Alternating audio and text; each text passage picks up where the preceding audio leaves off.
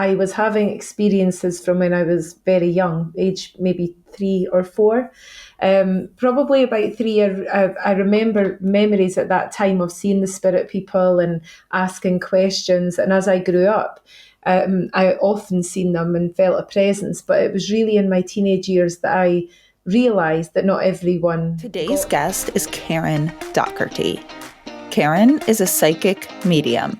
Because they're not in a physical realm, they're not in a physical world. So it's almost like, if you can imagine two different radio shows playing at the same time, broadcasting at the same time, but on completely different frequencies. And since the discovery of her abilities, Karen has worked tirelessly to those who need it the most. And it's almost like they're sitting right beside me physically in the room and I can, converse with them. So there is a complete difference in the two ways of getting the information. For my conversation with Karen Docherty. If you want to learn how I went from being a skeptical atheist who thought there was zero chance of an afterlife to a skeptical atheist who thinks an afterlife is highly probable, come check out my books. WTF just happened. Today I'm speaking with Karen Docherty, psychic medium. Thank you so much for coming on, Karen. I'm excited to speak with you. I'm excited to be here. Thank you for asking. Welcome. When did you first realize you had mediumistic and psychic abilities?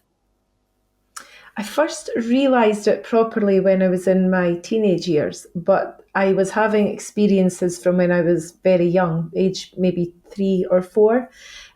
Probably about 3, I remember memories at that time of seeing the spirit people and asking questions. And as I grew up, I often seen them and felt a presence. But it was really in my teenage years that I realised that not everyone got that. I just kind of felt like it was normal, so everyone must see that. So it was probably later in my teens that I realised actually this is not the norm, and that's when I realised it was an ability.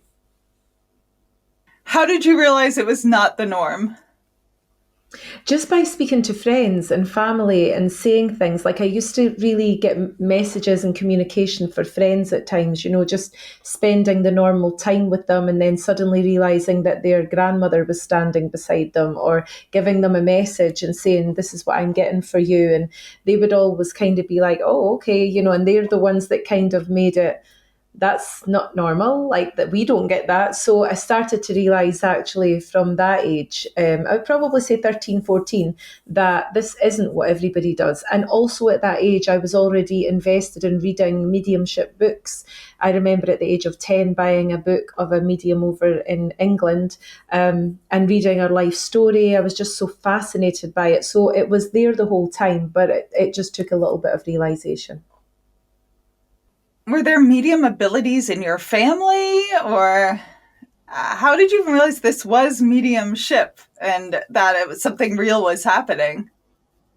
It's really strange because nobody tells you it's mediumship. It's something that you feel. And even like at my youngest stage of remembrance about this, I remember knowing that the people that I was seeing were from the other place, as I would call it. So I knew there was another place. I knew there was a spirit place. So nobody actually sat down and told me that. But my grandmother on my dad's side, she was mediumistic. Not that she used her gift in that way or her ability, but she used to talk about spirit people.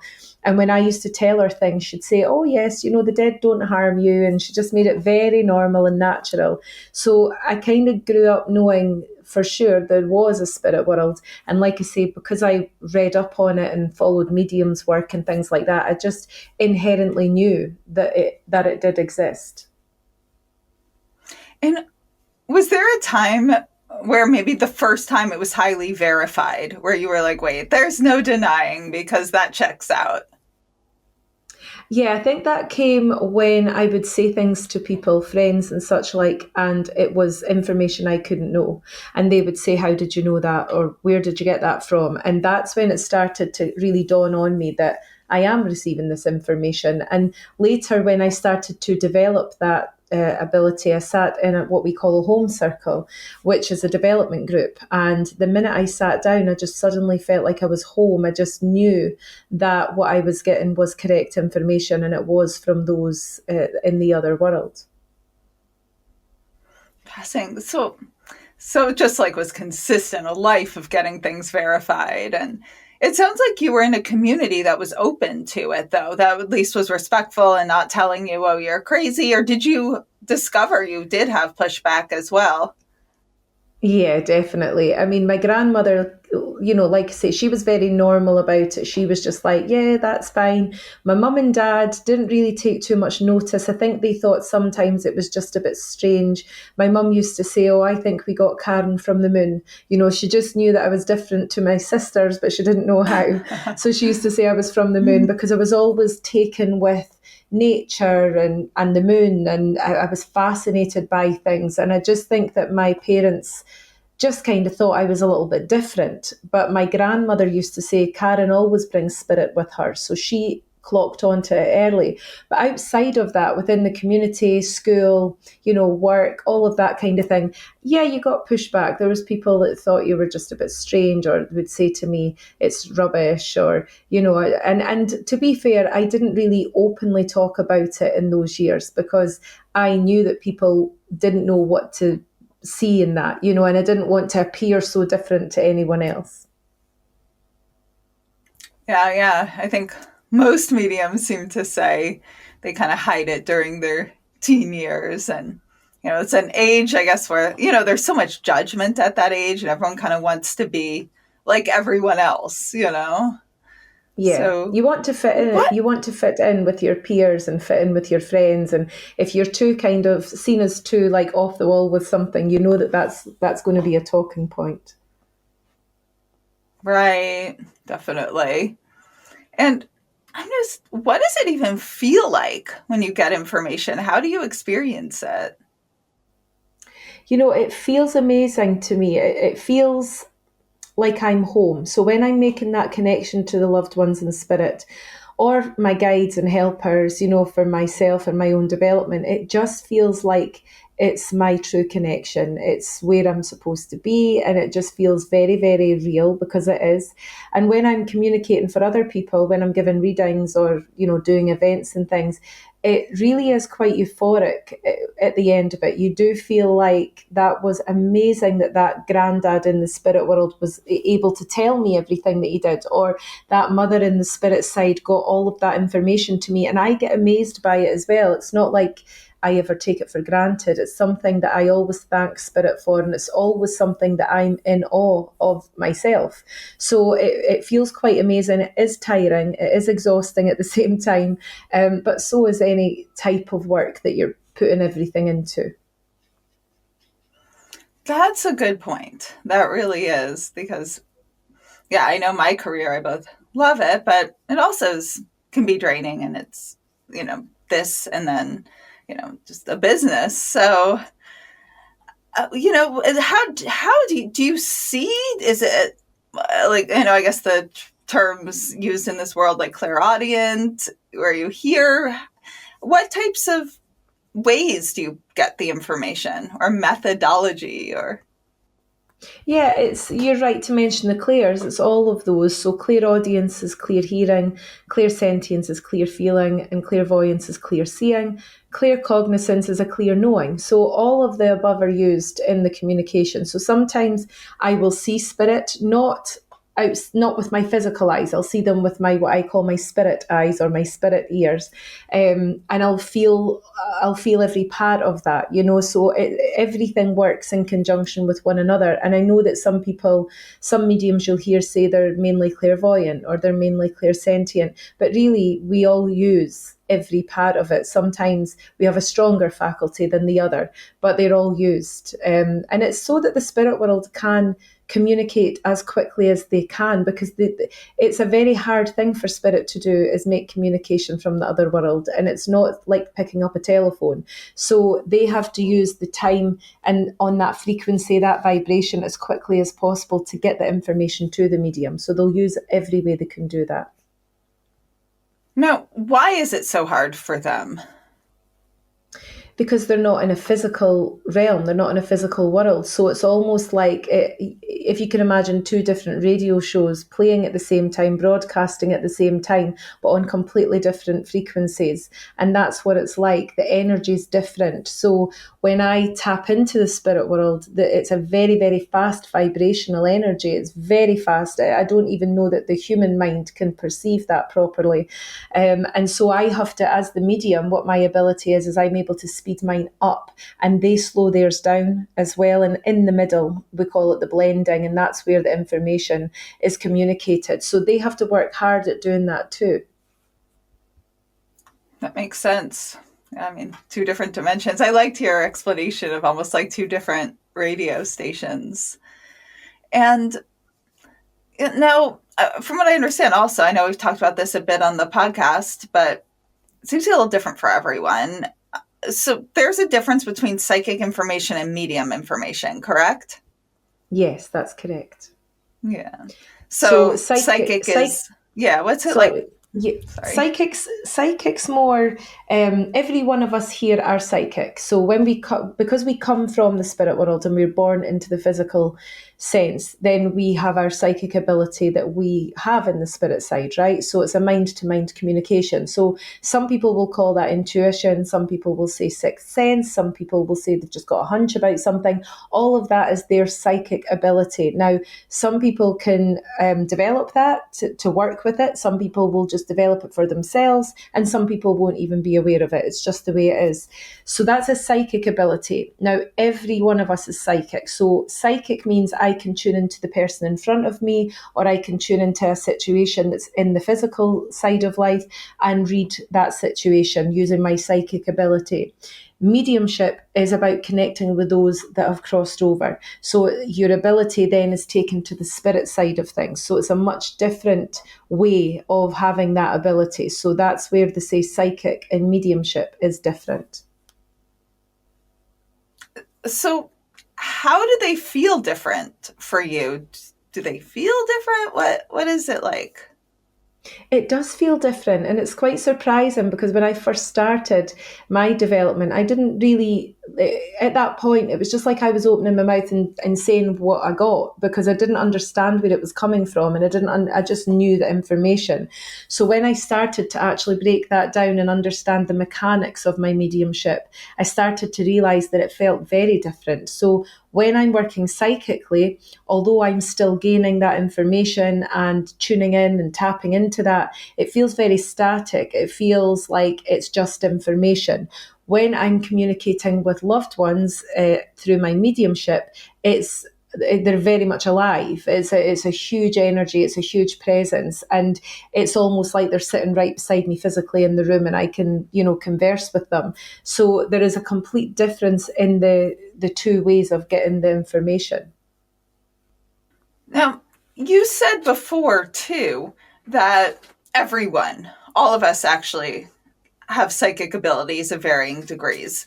Does that apply to mediumistic abilities as well? There's a mixed belief about that. I hear some mediums saying everyone can communicate with the other world. My feeling on it is we're all very psychic. We can develop that. We're also able to connect with our own loved ones in the spirit world through meditation or just feeling their presence. So in that respect, yes, we can all feel the spirit world to some degree. Even if it's a very small degree, we can still feel our loved ones. But mediums, I feel, are born natural mediums. They're meant to do that work. They're meant to be able to bridge the gap between the physical world and the spirit world. And so I feel, from my experience, it is a natural thing, and it's usually within the family. Even if it skips generations, it's usually there's a lineage of that within the family as well. But like I say, psychically, everyone can develop that to a degree. It doesn't mean that you can develop it to become a psychic and do readings for people, but you can certainly develop your own psychic ability, and likewise, you can develop your own way of feeling your loved ones in the spirit world. You can definitely do that, but to be a medium, I think you're born to do that.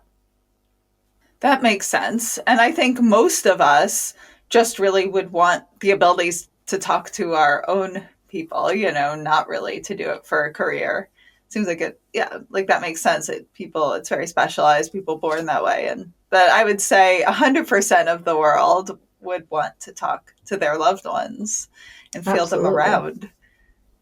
So, how can we do that? How can we develop that and be able to do it? Because I don't think it's natural to most of us. Yeah, I think that life's very busy, isn't it? And in your day to day life, who's got time to settle themselves down and really, because to listen to the spirit world or to feel the spirit world around, you've got to know how to get to that quiet place. And I feel that that starts with knowing that you are spirit, knowing that you can connect with your own spirit first and foremost. So that higher part of yourself that connects with the spirit world is within you. So I think the first thing I would recommend for people is meditation. And I know that sometimes people say, oh, I can't meditate, my life's too busy, or my head's too busy, my mind doesn't settle down. And that's quite normal. And I think that people have this vision of meditation as if they have to sit in a quiet room for an hour and just still their mind. And it doesn't need to be like that. It could be that you take a walk in nature. It could be that you sit, in your garden or sit in your front room and just have a quiet time, switch the TV off, put your phone down, and just really start to be at peace and feel your own blending, first of all. And when you can really go into that center of your being, then it's about asking the spirit world to step forward, give you the signs that they are there, and really monitoring the difference in energy that you feel at that point. The problem is people think it's their imagination. People will say, oh, maybe I just wanted to speak to my mum so badly that I was putting that there, And sometimes it will be imagination. Unfortunately, the mind is a very powerful thing. But if you can make a practice of doing things like that, like just getting into that quiet space, that center, you will start to become aware. And it's a very subtle energy. People look for massive energy. People look for massive, like someone appearing in front of them, and it just doesn't work like that. If it was to be like that, we wouldn't need mediums. Everyone would have their own proof. So it's very subtle, and it's accepting that it's very subtle. Is there a way then to tell the difference between your own imagination and your loved ones? Because, I walk around, I'm always thinking of what my dad would say or my mentor, and it's like I'll laugh. I'll feel like they're saying it, but I also know I'm thinking about them. And what would be the difference between them communicating with me and me just remembering and being like, oh, I know my dad would say that? Yeah, that's a tough one, isn't it? Because we do have the memories and we do know their character and what they would say in certain situations. So it is difficult. But I would say if communication drops in from the spirit world, like let's say you weren't thinking about your dad in that moment, you were busy with whatever you were doing, and then all of a sudden you heard your dad say something in your mind, or you felt that he was there, then that's when I would say to take notice that they are impressing that upon you and letting you know that they are there. It doesn't mean that you can't make a communication. Like if you were wanting to speak to your dad and ask him a question and you hear the answer coming back to you, that can still very well be your dad answering that question. And sometimes we put that down to our imagination and say, oh, that's because I was looking for an answer, or that's what I think my dad would say. I feel that the more you develop that, the more you sit with that, and the more you practice that, that's when you will learn to differentiate between imagination and your connection. And the other thing I would say as well is it's all about feeling. So if you really feel within your soul that it was your dad speaking to you, believe it. If it's something where it's more like a bit of a thought process rather than any feeling connected to it, I would probably say it's more your own thoughts. Interesting. Yeah, it's hard to tell because, you obviously want it to be true so badly. Um, but signs. I know that's a thing I hear about. What thoughts, like, can you maybe explain what signs are and ways, any tips you have on getting signs or seeing them? Yeah, everyone looks for signs, and it's a question that I get asked all the time as a medium. Was that a sign, or what are the signs? And people talk about birds, they talk about feathers, they talk about coins. All of these are quite common. Angel numbers, when you're seeing double numbers all the time. These are all quite common signs. And I would say personally, if something comes at you and it's totally random, like if a feather appears in your front room, or you were just thinking about your mum in the spirit world and her favourite song comes on the radio, these are the signs that I would pay attention to, the random ones. If there is, because some people will look for things too much, and let's say it's something that would make complete sense in the physical. So let's say there was a flock of birds going by your garden, then you're not going to say, oh, the feather appeared from nowhere. So I think if you use logic with it as well, for me, the signs are definitely more random or at a time when you weren't thinking of that. Or like the other day, I was thinking of a question and I was asking Spirit to give me some guidance on something. And right in front of me, a van came right in front of me. I was driving at the time, came right in front of me. And on the back of the van, the company name was the name of the person that I was thinking of. So I'm like, okay, got it. You're listening. So signs can come in like that. And it is a very random. Number plates, are another one as well, where you can get signs that way. So all of these things you can say is coincidence. People will say, "Oh, that was just coincidence at that time." I wouldn't let someone put the doubt in your mind. I say if it's come at a time where you weren't asking for it necessarily, or it was quite random the way it happened, then believe it to be true. And do you have any good tips for setting up a sign with your loved one, or do you do that? How would you even pick to be like, that's this loved one sign? Let's say, like, would you have a different sign from like your grandma versus your dad versus your grandpa?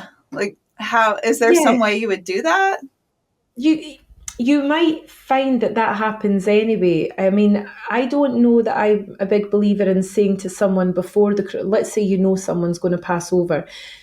People will say, well, we've sorted a certain sign. And if that comes, I know it's them communicating. Now, I'm not saying not to do that. I think if you have that conversation with your loved one, that's a wonderful thing. But the only thing that I feel sad about with that is if they can't get that sign to you, you're going to think that they're not there, and they are there. So you have to be careful of that one. But as in different things for different people, well, I would say dependent on their personalities and their character. Like my grandfather always used to say to us when he was here, here's a shilling, and that's old money, that's old British money, and it means 5 pence, right? So 5 cents, 5 pence. So when my granddad passed away, all of a sudden, me and my sisters and my mum used to find these 5 pences everywhere. They were just like random, in the most random places, and would say, "Oh, that's Grandad," because he always used to say, "Here's a shilling." That was his thing.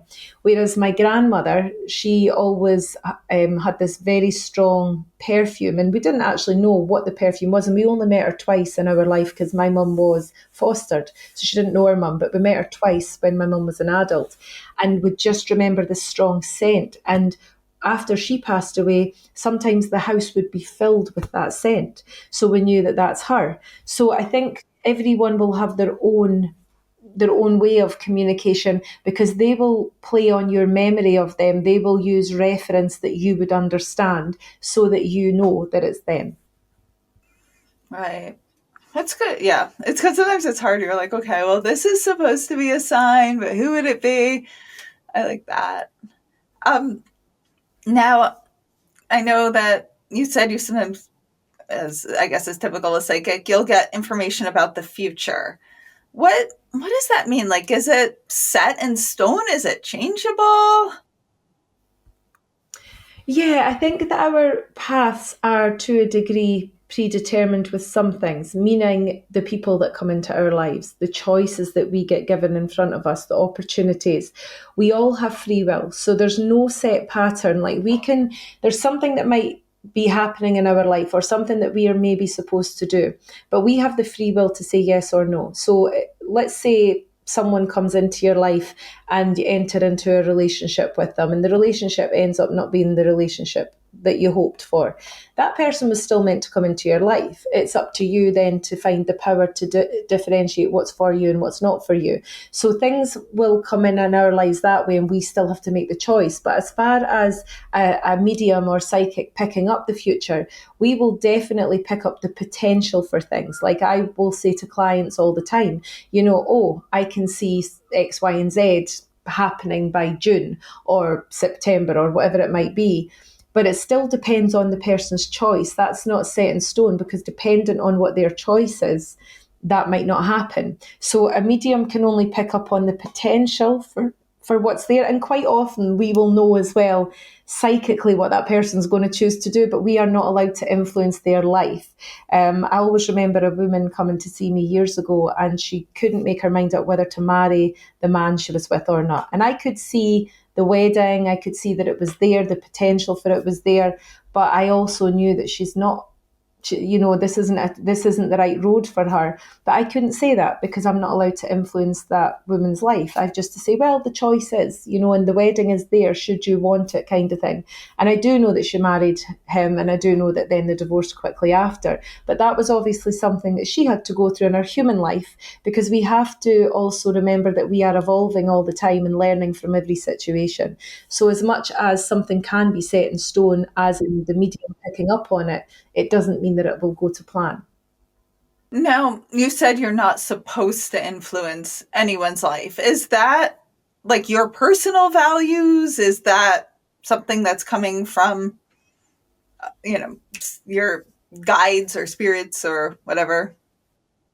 I think both. I think morally it's not right for me to tell someone what they should do with their life just because I feel that I'm getting it from the spirit world. I mean, you've got to remember too that mediums can be wrong. And, mediums are not all knowing. Mediums can misinterpret information. We can get the download from the spirit world and misinterpret it. And so what would happen then if we were misinterpreting something but we influenced that person's life? That wouldn't be correct. That wouldn't be the right thing to do. So in that vein, we really can influence, and we shouldn't want to influence, because this life is about empowering people, and this work is about letting people understand that they are powerful, they can make their choice, they do have a higher side to their spirit that they can tap into to get that information. So it's really more about that, and laying out in front of the person what's there, but making it their choice. It's a huge responsibility being a medium, and you've got to remember too that people come to you when they're lost in their life, either through grief or through life situations. And I think you learn as a medium when you're younger in your mediumship, to not do that, because I remember way back at the beginning, a lady came to me, and again it was about a marriage, and I could see the divorce was there. I could see that she wasn't happy and there was things going on, and that all came out in the reading. And she went home and told her husband at the time, the medium said that I've got to divorce you. And the man came to my door. He actually came to my door, and he was really not a happy person. So that taught me a lesson, like, be careful with the way you say things. Even though I hadn't said it like that, she picked it up like that because she wanted somebody to tell her what to do, because she was lost. So you've got to understand people are very vulnerable when they come to you as a medium, and you've got to take care of them. And that's what mediumship is caring for the person. Hey everyone! I'm really excited to let you know about the science and spirituality salons I'm now hosting. During these intimate events, a scientifically verified psychic medium will give all of you readings, and I will give a talk on the science and evidence that changed my mind about an afterlife. This will also be an amazing opportunity to get to meet some of you in person or virtually, and to share more about all the science and data that transformed my worldview and got me through my worst days. These can be hosted in your home, in a nearby cafe with a private room, or they can even be virtual. I've hosted a few already, and they were really special, fascinating, emotional, evidential. So if you're interested in getting a small group together over dinner, brunch, drinks, coffee, to learn more about the science and to get evidential medium readings, send me an email at hello@wtfjusthappened.net and put science and spirituality in the title. Yeah, it is a very vulnerable time when you're going. And is there a time like that people should wait to see a medium? I mean, should someone go after a certain amount of time after a loss? I don't personally put a time frame on it. I think that you should go when you feel ready to go. From the spirit's point of view, there's no time frame. Like, people in the past have said, oh, you've got to wait for a year, or they're not ready to communicate, they can't communicate straight away. But that's not true. I've had spirit coming through within a day of their passing. So for them, there is no time frame as such. Now, that, to break that down, they do need to learn the communication skills as well to communicate through a medium. So it might mean that you can get a reading, but it's not as strong as it would be a few months down the line or a couple of years down the line. But the medium should know that, and the medium would always be able to tell you if they're a reputable medium. I would always say to someone, I'm not getting this link very strongly today, so let's try again, But the other side of it from the human perspective is that, are you ready for that reading? Like some people, when you're in grief, when you're in deep grief, it might be too emotional, it might be too much. So it's got to be where your emotions are settled and you can handle that communication as well. So from both sides, I feel like it happens at the right time usually. If I feel somebody's jumped into it and they're not ready for that, I will say to them, are you sure you want to go ahead with this? Because we can try again in 2 months, 3 months, 4 months, whatever it might be. Again, the medium really should be taking care of the person that's sitting in front of them, understanding that they're in a place of grief or loss, and understanding that that's the need that they've got at that moment. Yeah. Now, actually, I have another question going back a little bit to the future. And are there ever times you would give advice, like where you get emergency information, like where it would just be, I mean, a divorce isn't great, but it's not like a fatal accident. Do you ever get information like that? And you're like, and I don't want to like put words in your mouth or anything or tell you, but I would think that would be a situation you're almost would feel morally obligated to tell the person. I mean, are those situations you do get confronted with? Sometimes, you can pick up on something where that is not like a warning, but you kind of know that that's not the right place for that person to be, or that's not the right decision for them to make. And if it was something that was going to be detrimental to their life, then yes, you're going to be able to say that in a certain way, yeah, always with diplomacy, but you're going, so never to frighten the person or never to say something that's going to put them in a place of fear. So yeah, I would definitely, if I felt strongly enough about something, I would. And even for myself, as a medium, I have had warnings of things for me and took no notice at certain points. And really, as a medium, I should have taken notice. And mine was a car accident, actually. And I got all of the thought processes, all of the communication, all the way up on my journey, and just kept thinking, why am I thinking that? And I kept putting it out of my mind. And then I had a terrible car accident that I was very lucky to walk away from. And I was getting those warnings, but because it was for me, I was just like in my own little world, thinking, oh, I don't know why I'm thinking that. And when I look back, I think, of course you were getting that. Like, of course they were going to tell you that. So it's sometimes you're so aware for other people, but you're not so aware for yourself. Yeah, because you're still a person, It seems like mediums have... before I started really delving in, I was like, oh, I bet mediums never grieve and they must like be married by 25 because they know to find the right person and never divorced. And, just all the things. I'm like, wait, all you guys are the same as the rest of us, I guess, because we're human. I would assume you're here to have the same. Yeah. Yeah. And we have the same lessons to learn as everyone else. I think that sometimes people think that because you're a medium, like you know everything in your life, you can map your life out accordingly because you've got all the answers. But really, no, we don't. We've got to go through the same heartbreaks and the same lessons and the same grief and even losing people to the spirit world. So like my mum's over in the spirit world now, and we had to go through the same amount of grief. It was still my mum, and it doesn't matter that I know where she is. I mean, it's a blessing that I know where she is, and it's a blessing that I know she truly is still there, and for that I'll always be grateful. But I still had to go through the grief of not having her in the physical. I still, my children still miss their nana. With my children still grieve for her, and that brings me that grief as well. So we still have to go through every human emotion. It doesn't, it doesn't stop us. And also on that note, it doesn't mean that we have this telephone line to the spirit world. So I can't talk to my mum more than you could talk to yours if she was over there. It's just, that's the way it is. We don't get a special pass just because we're mediums. Yeah, I've come to learn that in the beginning too. I also thought, I wasn't sure if it was real. Excuse me. I wasn't sure if it was real when I started researching, but I was like, given it is, I've got to get a certain level of evidence and see if I can develop abilities, because then I'll never feel grief again. I mean, I think I thought there was some tipping point where you could be exempt from grief, but it seems like no one is. That's just part of being a person. It's part of life. It's part of, understanding what loss means. And it's also part of giving you the value of life. Like if you didn't experience loss or grief, then how do you compare that? How do you put the value on life then? So we all have to go through these things to realize that. And then we were talking a little bit about how long to wait till you get a reading, and that some people, or, when people pass over, they need to learn to communicate or get stronger energies, or however it works.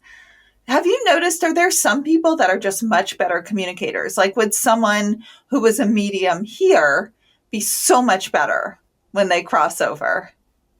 Not really, no. I don't think it works like that. If you're a medium here, you'll know automatically how to do it from there, because you've still got to then find a medium to work through. So the communication skills that they need from the spirit world, yes, they know where we are and they know how to do it. But it's still that they've got to work through a human being to get the messages out. So that medium here in the physical still has to develop their ability to be able to do that for the loved one in the spirit, or the medium in the spirit side. So I don't know that there's any rhyme or reason to who's better at communicating over there, but for sure there are better communicators than others. There is an energy shift as well, where dependent on what the medium's going through. So if let's say I'm having a really hard week, or I've been ill or something unwell, then my energy levels are not going to be the same. So then the communication is going to feel harder. It's going to be harder to reach the spirit world. So a medium has to take care of their own energy as well, and understand that we are human, and that the human things will happen to us. And so, you can't just keep working and like that. You can't work 24/7. You can't keep working every day of the week. You just can't do it. Your own energy levels will impact the quality of the reading. I know one thing you'd mentioned and what you sent to me was that people on the other side grieve, and you're healing both sides. Can you explain that a little more? Yeah, because I think that also, when we think, as a medium, if I say to someone, oh, your dad's here, he's all right, he's on the other side, that doesn't mean I'm saying your dad's totally fine, he knows where he is and he's happy. That doesn't mean that. What that means is he knows that he's back home, he knows that he is safe and sound, and he knows that he can still be with you and that he lives on. Now, that doesn't stop that father in the spirit side wishing that he was here physically. It doesn't stop him watching his family in grief and not being able to really help that grief. So he's still going to grieve for his physical life in that respect. He still wants to be able to sit down to tea with his family, or hug his children, or, enjoy his life. So they have a grief of the physical life. So when I'm working with them and then working with you, we're passing the communication back and forward, but what that should be doing is healing the father in the spirit world, because he's gotten to speak to his loved one, and that will make him feel at ease, because they then know that he's there and that he's real. And it will also ease the grief of the loved one that's here, because they will know that their father is there. So it's a healing that takes place on both sides. The communication really does provide that for both sides. Do you ever get any insight in what it's actually like on the other side? Like, what do people do? Now and again, I would say sometimes, not all the time. I know that from my own spirit team that you've still got to evolve on the other side. I know that there's things that you can choose to do. You can choose to keep evolving through the different levels in the spirit world, or you can choose to be a guide. Once you're at a certain level of evolvement, you can then be a guide or a helper to someone else. So I know that all of that goes on, and I think that we still have free will over there. So it's like we can choose where we want to go or what we want to do. And there's been a few occasions over the many years of working that I've picked up on what the loved one is doing. Like, might occasionally come up with, oh, this lady has just told me that she is helping young ones cross over to the other side, people that maybe passed away tragically, or suddenly young children or whatever, they're helping them cross over, or they're there for them. So we can choose to do things like that as well, but you don't often get that. It's always more about proving that they're still alive than finding out what they're doing. And it's really funny because I feel like sometimes people need to know what they're doing, like especially if it's a spouse. I've heard, lots of times, what are they doing? Will they leave me? What if I get married again? Does that mean that when I go over, I don't get to be with that person? And so there are many, many questions, but I do feel like they just go on with their own evolvement in whichever way they want to do that, but they stay with us at the same time. And are we definitely able to see our loved ones as soon as we cross? I remember when I first started studying this, I was like, okay, if it's true, what if we can't find each other? Do you always find your loved ones when you cross? Yeah, you always do, because we were part of that soul family before we came here. So before you come here, you know who you're going to, you know who your parents are, you know where you're going. And that is a soul family, and those bonds are never broken. So when we go over there, instantly you'll be with the people that love you and the people that you know. And even if it's somebody you didn't know in the lifetime, let's say like a great great grandmother, that great great grandmother will still be there. So we are always met with that love of our family or our loved ones, whoever we were connected to. So there's never really anybody that's going to cross over alone. There's never, that's why I say to people who maybe couldn't get there to say their final goodbye or weren't with the person when they pass, I always say, please don't worry, because when we are making that crossing over, when we're making that transition, we are looking forward, not back at our human life. We are looking to see and connect with who is there in front of us, because we never pass away alone, never. So if there is anyone listening that worries about that, not getting to be there, your loved one has never been alone. They will be with their loved ones. Yeah, I'm sure that's encouraging to anyone hearing that. And now you talk quite a bit about guides, and do we all have spirit guides, or is that a medium thing? No, we all have them. I think that it's seen as a medium thing. I think that because mediums talk about it, then people that aren't mediums just think it's for only mediums, but it's not. We all have what I call a spirit team. So it's not one guide.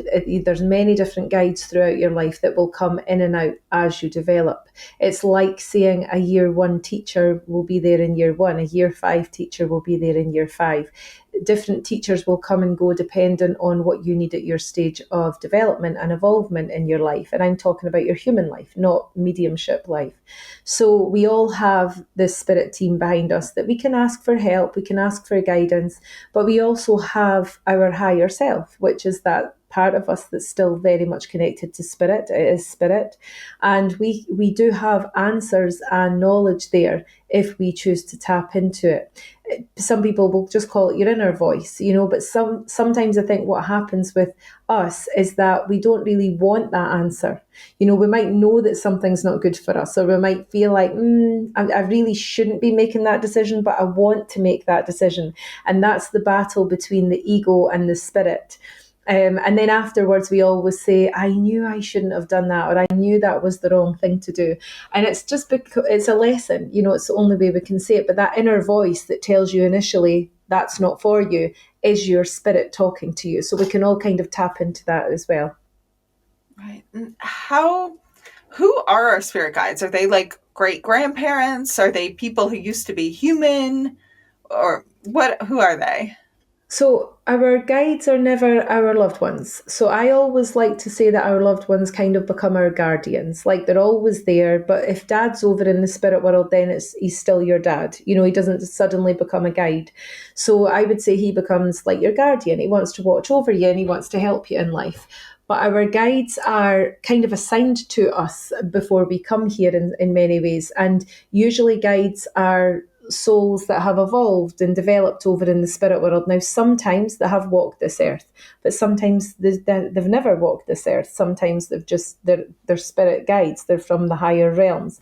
So getting to know your guides can be a long process, and it's something that I think for a long time on the internet and social media, everybody encourages you, you've got to get to know your guides. And as a medium, when I have students, I always say, yes, by all means, build your relationship up with your spirit team, but don't rush into that. It's not the be all and end all. You don't have to know. It'll come to you at a point where it should. And if you want to develop that side and get to know your guides and your helpers, you can do that through meditation and such like. But it's not a necessity. Just trust that they are there. And I know a few of my guides over the years, you know, coming and going. I know which guides come in at certain points, but there's no way that I know all my guides because there's other ones that will be there that I've never met yet or built a relationship with. So loved ones are guardians, I would say, but your guides are assigned to you from the spirit side. And would guides have multiple people they're taking care of? Yeah, absolutely. I don't feel it's just one Or guide for are they one. just yours?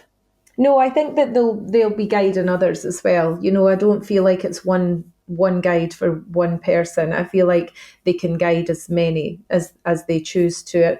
I always feel like there's a reason that you make that connection. Like I know that one of my guides, who I met quite early on in my mediumship, he is called Michael, and he did walk this earth, and he died. In his 20s, I think 24, and he was a musician. And he told me that he played the violin, actually. He was a musician, played the violin, and he just felt that he didn't get to share his gift with the world because he died so young. And he wanted to help me with my ability so that I shared mine with people. And that's what he told me when we first built our relationship up. So you will get the stories of some of your guides, not them all, but you will get the stories of some of them. And do you ever like go research and verify and old records and like get a last name and see if they match up with anyone? Sometimes, not often. I mean, I've had a few times where things have come in and I've looked it up, and it's been quite astounding. You'll always get information like that, I feel, that you want to verify and look for, and that has happened for another guide that I'm linked with, and I couldn't believe the way the information came because I didn't have a clue what any of it meant. And when I looked it up, it all just fitted into place and it was all there in black and white. So sometimes you will get that. And I think that comes when your own skeptical mind's coming into it and they want to give you something that you can go and verify so that you can trust that that's what you're getting. And is there the most mind-blowing like verification you've gotten of anything, whether it was in a reading or a personal experience, like a sign? What would you say, what we call like the biggest what the fuck that you've experienced? You know, I think there's many over the years, many through readings for other people and getting verifications where you're just like, how did that even, like, how did I even get that information? I can't believe that. I think there was one early on in my mediumship, and I was just really a fledgling. Like I just had started out on the development. I really didn't know what I was doing. I knew that I was hearing things and seeing things, but I didn't know what mediumship was really or how to work the mediumship. And I did a meditation, and I remember this gentleman appeared to me in my meditation, and I was looking at him and I was like, I don't, he looks like he's dressed in robes like the Pope. That's the only thing that came to mind. And he told me the name Peter. And I was like, okay. And then he left. And as he left, he said Amadeus. And I'm like, okay, I didn't know what that meant. And I'd heard the word in a song, I think from the 80s or the 90s, but I didn't know what it meant. So I was telling my father the next day, because he was always quite interested in what I was doing with my development. And I was saying, this man came, and I thought he looks like the Pope, but he told me his name was Peter. And my dad is from a religious background. I wasn't. And he said, he said, you do know that the first pope was considered to be Peter. I'm not saying that he was the pope, the official pope in the Bible. And I said, I didn't know that. Like, I wouldn't know that because I hadn't studied that. And then I said, Amadeus. And he went, I don't know what that means. He said, let's look it up. So we went and we Googled the meaning of Amadeus. And the meaning of Amadeus is God's love. And for me, the way that that came through and the questions that I was asking in my meditation were about, is this the right thing for me to do? Am I a medium? Am I supposed to deliver communication? And I was asking all of these questions. So for me, that was huge, because for me, that was like, yes, this is with God's love. This is for you, you know. So, but there's been, over the years, there's many, many different ones.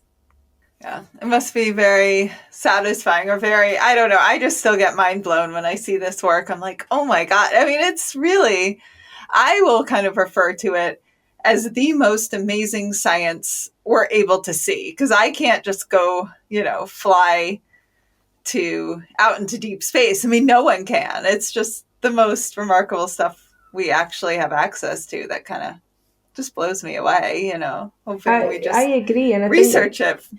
People they can't get their mind around it sometimes. And I understand that, because when I started, even though I knew about mediumship and had followed mediumship and I knew it was natural and it was just part of me, I was still skeptical. I would still be asking questions like, how did I get that information then? How did that lady in the spirit world manage to give me that information? And I was kind of trying to understand it, because I've got quite a logical mind. So for me, it was like, well, I need to know how I'm getting that, and I wanted to investigate it that way. But mediumship isn't like that. Mediumship is an acceptance and a surrender to the powers that you can't see, but you can feel.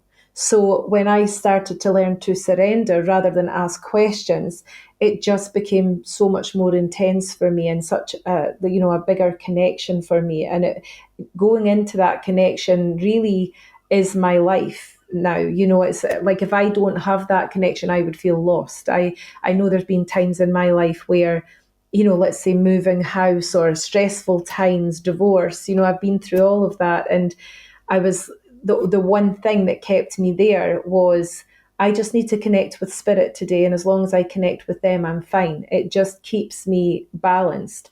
So I think once you recognize that as such a big part of you, then it's something you should practice. Right. And are you able to turn it off? Like, do you go to parties and you're just at a normal party and you'll start getting messages from people's loved ones, or just know stuff about them you don't want to know because it feels invasive? How do you deal with that? Is that something you have to deal with? Now and again, sometimes. So the answer to that is, when I'm doing something that doesn't involve my work, I'm focused on that. So really, therefore, I'm not really there to listen to the spirit world or hear them. But sometimes they will come in anyway. So I've been, two occasions that jump to mind. One was on a train, and I was going down to England to work from Scotland.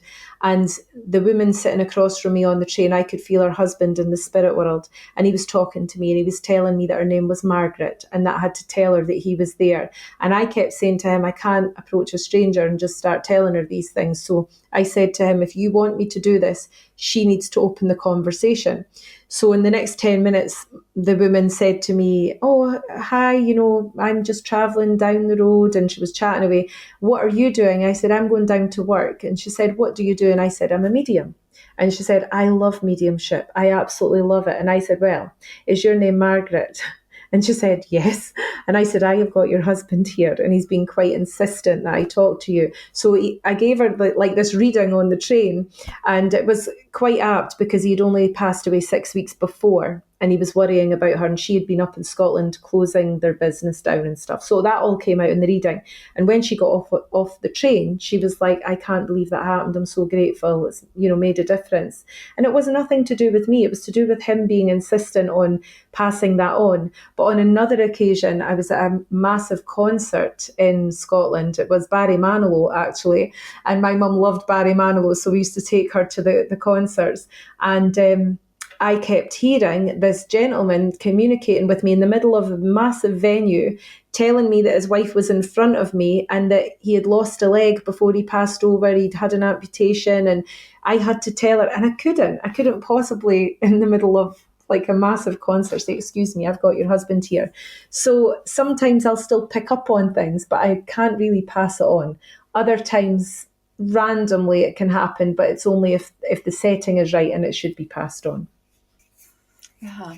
And, you had said before that all of us have mediumship abilities to an extent, but only some people, as with most careers in life, we're not meant to do everything. Only some people are really born to be a medium. Now, how can you tell the difference? Because I know there's some people after a loss, they start getting some information and think that that's what they're supposed to do. Maybe some are and some aren't. How can you even tell the difference? Yeah, I think that it can happen where grief of losing someone, if you're a natural medium, can unlock that mediumship. So I do think that some people will and can just notice it from then on. But for the main part, I would say that people that are hearing the spirit world or getting messages from their own loved ones should see it as that, like it's not like they're picking messages up for other people or feeling other spirit people. So if you are feeling those things and it is your own loved ones, I would say that's because you've got a very strong connection with your own people, rather than being a medium and going out in the world and reading for other people. So I guess it comes at what you feel is correct. The other thing as well, of course, is that when people are going through loss and experiencing that, they really want to just develop a strong connection to their loved ones. So maybe some people then start to look at mediumship to do that, but you don't have to become a medium for other people to have that connection. It has to be your own development. And I guess now with the power of social media and all the courses that are online, do a 6-week course and I'm going to tell you, get a certificate at the end of it and it means you're a medium, and none of that's right. I don't agree with that. I think that for teachers, I teach as well and I mentor, but I would never say to someone, I can make you a medium. Because if someone comes to me and says they're having some sort of experience, I will gauge what the experience is first. And if it is where I feel, they do have a potential for mediumship or there is a potential for them carrying that on, then it's still about them. It's not about me telling them they can be a medium, because I don't have that power to make someone a medium. It's just about sharing and enhancing and helping them and mentoring them on their journey. But most people after a loss will feel spirit around them, but I think most it's about just that connection to spirit to give them that proof. Great. And so we're going on about an hour. Is there anything that I haven't asked you that you want me to ask you? Anything else you'd like to share? No, I think that we've covered a lot. I know it's a massive subject and, you can talk about it all day and different aspects of it all. But the one thing I would say is, being a medium is, for me, it's a blessing. It's something that I want to help and heal people and help the spirit world. And it always comes from that place. It's almost like a calling. It's a vocation rather than a choice. But for those people first of all, that have that too and, want to develop that too, then I would urge them to do it. But always remember that it will change the landscape of your life, because the personal development you go through when you do development for mediumship is huge. Like your view of the world changes, your view of how you deal with things in life changes. So there is a lot of personal development that comes into it as well. And for those that maybe aren't mediums and don't feel that they're mediums, but they have that link with spirit or they want more link with spirit, then meditate, get to know yourself, get to know what your own power is, because starting off with your own spirit is the way to do it. Getting to know yourself inside with that inner voice, with that higher self, is definitely the way to do that. Oh, that's great. Thank you. Really, I think great tips. And lastly, where can our listeners find you, follow you, take a course with you, get a reading, all of that? So all of that is on my website, which is KarenDocherty.com. So Docherty, KarenDocherty.com.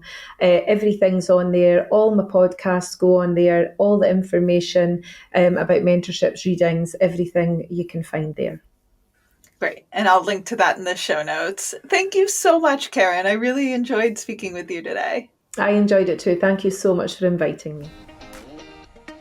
To get more information on what the fuck just happened, go to WTFJustHappened.net. There you can order my book, WTF Just Happened, A Sciencey Skeptic Explores Grief, Healing, and Evidence of an Afterlife. You can learn all about how I came to conclude that there most likely is an afterlife, but you can also learn about the early stages of my grief and the amazing, fascinating people I met along the way. You can read about how much I harassed the mediums and scientists trying to get evidence to see if the mediums were cheating and see if what everyone was saying actually was true. You can also subscribe to our newsletter to stay updated on any new developments and any interesting new what the fuck updates. So if you enjoyed this episode, please rate and review us wherever you get your podcasts. It makes such a difference, especially for a new podcast like this one. And if any of you have had a crazy what the fuck yourself, have any questions, feedback, or just want to say hey, reach out on either Instagram at WTF_just_happened_ or email me at hello@WTFJustHappened.net. I love hearing from all of you. It makes my day hearing your stories and questions and feedback and all of it. And remember, you don't have to draw any final conclusions as you wonder, what the fuck just happened?